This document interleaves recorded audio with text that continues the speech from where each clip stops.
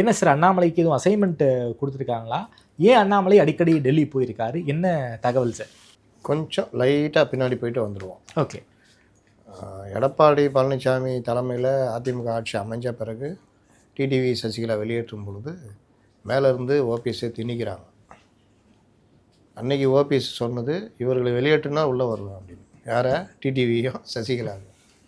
அப்புறம் அவர் உள்ளே வராரு, ஒருங்கிணைப்பாளர் ப்ளஸ்ஸு துணை முதல்வர்.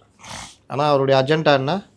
எந்த வகையிலையாவது ஏடிஎம்கேல பெரிய அளவில் ஆட்களை திரட்டி ஒரு 40-50% ஆதரவாளர்களை திரட்டி நீ வெளியில் வந்தேன்னா நம்ம ஏதாவது யோசிக்கலாம். அதாவது ஏடிஎம்கே பலகீனமாகனா அதன் மூலம் பாஜக வளர்ச்சி மற்ற இது கொண்டு போகலாம் அப்படின்னு.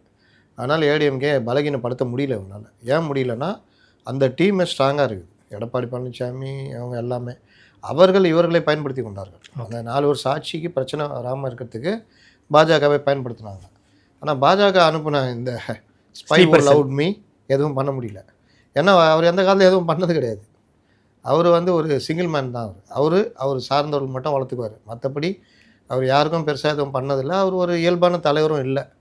அதனால் அவரால் எதுவும் பண்ண முடியல. இப்போது இதோடைய என்ன ஆகுதுன்னா இவர் எடுப்பார் கைப்பிள்ளை மாதிரி அண்ணாமலை இவர் ஆப்ரேட் பண்ணுறாரு, டிஎம்கே ஆப்ரேட் பண்ணுது. ஓகே. ஓபிஎஸ்ஸை. இதனுடைய விளைவு என்னென்னா அவரால் அதிகபட்சமாக என்ன பண்ண முடியுதுன்னா ஏடிஎம்கேக்குள்ளே கொஞ்சம் ஒரு சலசலப்பை ஏற்படுத்த முடியுது. அதனால் என்ன ஆகுதுன்னா அது டிஎம்கே ஊடகங்கள் மற்றவங்க பயன்படுத்திட்டு எப்போ பார்த்தாலும் ஏடிஎம்கேல பிரச்சனைன்ற மாதிரி கொண்டு வராங்க.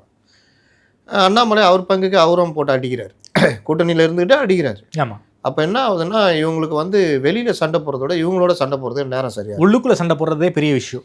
ஒரு கட்டத்தில் நாங்கள் தான் உண்மையான எதிர்கட்சி, ஏடிஎம்கே ஒன்றுமே இல்லைன்ற அளவுக்கு அண்ணாமலை போகிறாங்க. ஆமாம். பொதுமக்கள் மத்தியிலும் அதான் உருவாகுது. என்ன ஏடிஎம்கே ஒன்றுமே இல்லை, அண்ணாமலை பாருன்னா ஸ்பீடாக இருக்காரு, அடிச்சு ஆடுறாரு. அண்ணாமலையும் என்ன பண்ணுறாரு, தமிழ்நாட்டுக்கான அரசியலை கரெக்டாக பண்ணுறாரு. ஓகே.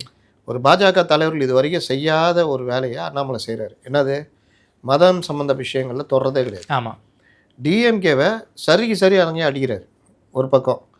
இன்னொரு பக்கம் இந்த ஏடிஎம்கே கூட்டணியை உடைக்கிறதுக்கான வேலையை அவங்களுடைய அசைன்மெண்ட்லேயும் பண்ணுறாரு. அதாவது இப்படி ஒரு இது அப்படி ஒரு குத்தின்னு ஓட்டுறாரு. அதில் தெளிவாக பண்ணுறாரு.